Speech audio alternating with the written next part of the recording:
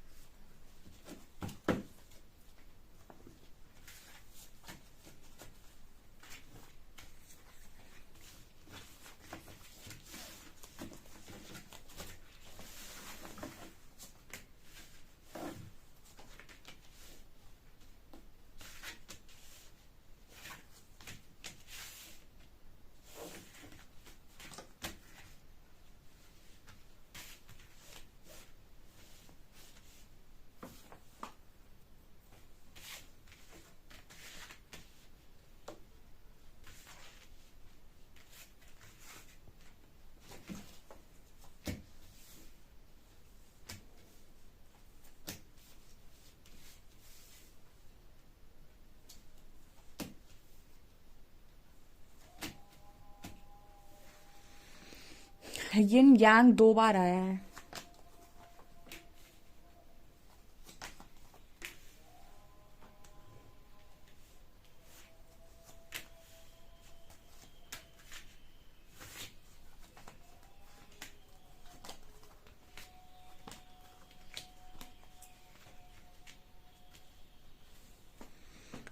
Okay guys, तो आज मैंने सोचा कि मैं एक डेक से रीडिंग नहीं करूंगी, देखती हूँ अलग अलग डेक से किस तरीके के कार्ड्स आते हैं। कई बार अलग अलग डेक से रीडिंग चेक करने पे ये पता चलता है कि कॉमन मैसेजेस कितने हैं। ठीक है, जैसे यिन और यांग का कॉमन मैसेज आया है। यिन और यांग इस चीज़ की बात कर रहा है कि आपके जो पर्सन हैं इनको आपके कनेक्शन के बारे में भनक लग चुकी है, या फिर कहीं ना कहीं ये उस जगह तक पहुंच चुके हैं कि आपके साथ कोई तो ऑर्डिनरी कनेक्शन नहीं है, कोई ऐसा कनेक्शन कतई नहीं है जो बाकियों के साथ बन जाता है इजीली। ठीक है, एक तो पता है आप तो बहुत जल्दी समझ लेते हो इस कनेक्शन को, क्योंकि परमात्मा आपको रीडिंग तक भेज देते हैं। तो जितने लोग ऐसे होते हैं जो काफ़ी इमोशनल टाइप के होते हैं वो रीडिंग से कनेक्ट करके चीज़ों को समझ लेते हैं। कुछ लोग जो रीडिंग देखने आते हैं जो लॉजिकल होते हैं उनको भी टाइम लगता है, क्योंकि वो इतनी आसानी से रीडिंग पर ही विश्वास नहीं करते, तो उन्हें थोड़ा समय लगता है चीज़ों को समझने में। तो उसी तरीके से आपका पार्टनर है, उसको रीडिंग तक नहीं भेजते परमात्मा, क्योंकि कहीं ना कहीं वो जल्दी नहीं समझता चीज़ों को, वो विश्वास ही नहीं करेगा इतने आसानी से, लॉजिकल होते हैं लोग। ठीक है, लेकिन जब बार बार कोई चीज़ आपके सामने जाएगी तो कभी तो आपको लगेगा कि यार कुछ तो बात है। यहाँ पर मैं एक जो कॉमन मैसेज दे दूँ पहले, कि ड्रीम्स का मैसेज आ रहा है गाइस। ठीक है, ड्रीम का, द ड्रीम। तो ड्रीम्स यहाँ पर बहुत सारे आ रहे हैं आपके पर्सन को, वो भी आपसे रिलेटेड। जैसे आप देख सकते हैं इसको लड़का लड़की नजर आते हैं, मतलब ऐसे ड्रीम्स आते हैं उसको जैसे आप दोनों मिल रहे हो। मुझे एस्ट्रल मीटिंग नजर आती है, और मैंने ये कई बार रीडिंग में गाइड किया हुआ कि आपके पार्टनर को आपके साथ एस्ट्रल मीटिंग के ड्रीम्स आते हैं, जैसे आप एस्ट्रल ट्रैवल कर रहे हो, दोनों आपसे मिले हो, ये पर्सन आपको टच किया हो, आपसे बात की हो, आपको गले लगाया हो।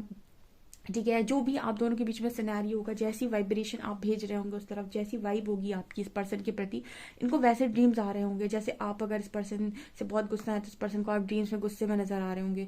ठीक है, अगर आपकी सोल इस पर्सन को गुस्सा दिखाना चाहती है तो आपको ये पर्सन आपको आप इस पर्सन गुस्से में, थोड़े से गुस्से में नजर आ रहे होगे ड्रीम्स में, सॉरी। और अगर आप इस पर्सन से प्यार से भरे हुए हो तो आपको ये पर्सन बहुत ज्यादा प्यार में, मतलब ये पर्सन को आप बहुत ज्यादा प्यार में नजर आ रहे होगे। ठीक है, जैसे भी आप इस पर्सन को एनर्जी देना चाहते हो, इस पर्सन को ड्रीम्स आ रहे हैं, और इसके इस पर्सन के सामने डेफिनेटली यिन और यांग का सिंबल बार बार आ रहा है, इस वक्त में बार बार आ रहा है। ठीक है, और जब इनको ये बार बार चीजें दिखाई दे रही हैं तो इस पर्सन को एक चीज, यही पांचों कार्ड जो एक चीज बात कर रहे हैं, एक मैसेज दे रहे हैं।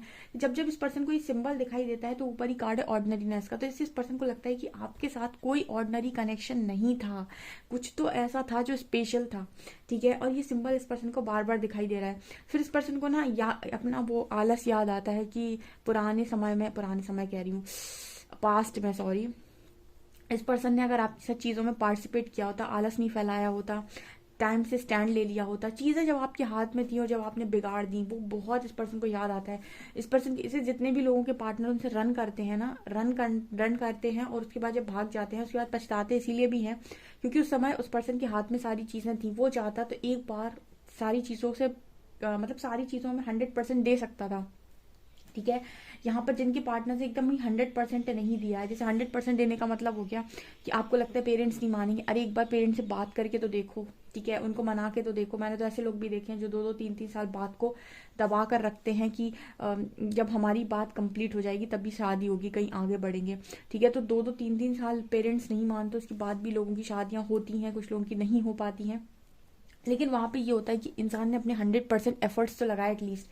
आपके जो पर्सन है उन्होंने लेजीनेस का कार्ड है, साफ साफ दिखता है, लेजीनेस बात करता है कि आलस फैलाया है। ठीक है, मतलब लिया नहीं है इस पर्सन ने स्टैंड, ये चाहते तो ले सकते थे, इन्हें पार्टिसिपेट किया नहीं। अब इस पर्सन को जब ड्रीम्स आते हैं ना और परमात्मा इसको जागृत करने की कोशिश कर रहे हैं, इसको बार बार ये सिंबल नजर आता है इंटीग्रेशन का। ठीक है, या फिर इस पर्सन के सामने हो सकता है कि इससे रिलेटेड वीडियोस भी आए हों और इन्होंने सुने भी हों। ठीक है, ये भी यहाँ पर मैसेज है। अब इस पर्सन के अंदर आई है मैच्योरिटी, क्योंकि उससे पहले तो ये सिर्फ अपनी रिस्पेक्ट के बारे में सोचते हैं और एक्चुअल मीनिंग क्या है रिस्पेक्ट का। ठीक है, बहुत सारे लोग रिस्पेक्ट करते हैं लेकिन उन्हें खुद ही नहीं मालूम होता है कि रिस्पेक्ट का असली मतलब क्या होता है। रिस्पेक्ट सबसे पहले खुद के लिए होना बहुत इंपॉर्टेंट होती है। आपके जो पर्सन है इन्होंने शायद आपकी रिस्पेक्ट की नहीं। यहाँ पर दूसरा मैसेज यहाँ पर ये आ रहा है, इस पर्सन को ना हमेशा से ये था कि आप इस पर्सन को बहुत रिस्पेक्ट करें। अब होता क्या है कि जब आपका पार्टनर आपको बहुत ट्रिगर करता है तो ऑब्वियस सी बात है कि जब कोई आपको जरूरत से ज्यादा ट्रिगर करता है तो आप उसको डिसरिस्पेक्ट कर ही देते हैं एक टाइम पे। जैसे मेरे जो व्यूअर्स हैं काफी डिस्टॉर्टेड बिहेव करते हैं, वो बताते हैं कमेंट सेक्शन में कि मैंने उसको ये बोल दिया, वो बोल दिया, या फिर कमेंट सेक्शन में भी इतना कुछ लिख जाते हैं जिससे मुझे क्लियर समझ में आ जाता है कि पर्सन अपने पार्टनर को जाने क्या क्या बोलकर आया है। ठीक है। तो ये क्लियर मैसेज देता है कि आप कहीं ना कहीं इस पर्सन को डिसरिस्पेक्ट कर देते हैं, क्योंकि आपको ये पर्सन लॉयल्टी नहीं दे पाते, या फिर आपको ट्रिगर कर देते हैं, थर्ड पार्टी के थ्रू ट्रिगर कर देते हैं, या फिर आपको इनसिक्योर करते हैं, तो आप इस पर्सन को डिसरिस्पेक्ट करते हो। और ये चीज़ें कहीं ना कहीं आपके पार्टनर को मजबूर करती हैं आपसे दूर जाने के लिए, क्योंकि उसे तो आपसे रिस्पेक्ट बराबर चाहिए। जैसे आपको अपने पार्टनर से लॉयल्टी चाहिए, ऐसी उसको आपसे रिस्पेक्ट चाहिए।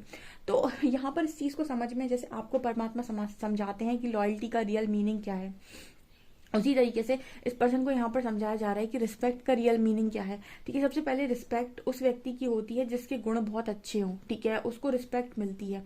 अब गुणों का मतलब ये नहीं होता है कि आप हमेशा दूसरों के हिसाब से काम करते रहो और कहो कि तुम सब लोग मिलकर, मतलब क्योंकि मुझे दूसरों से रिस्पेक्ट चाहिए इसलिए मैं उनके हिसाब से काम करूंगा।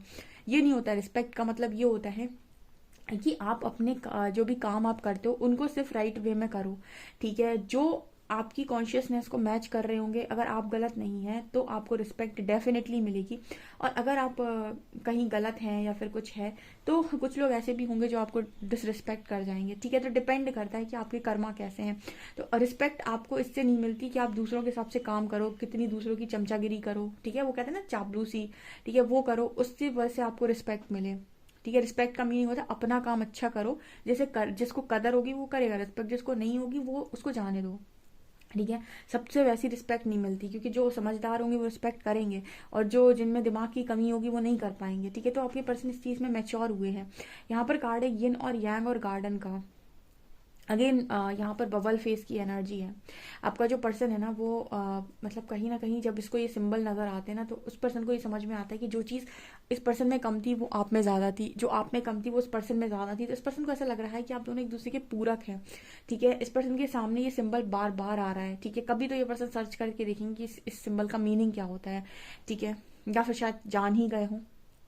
और इस पर्सन को ना वो पुराना समय बहुत याद आता है। गार्डन का कार्ड है कि कितना अच्छा सब कुछ बढ़िया था। एंड डिवाइन फेमिनिन का कार्ड है। ये पर्सन माफ़ी तो हमेशा मांगता है।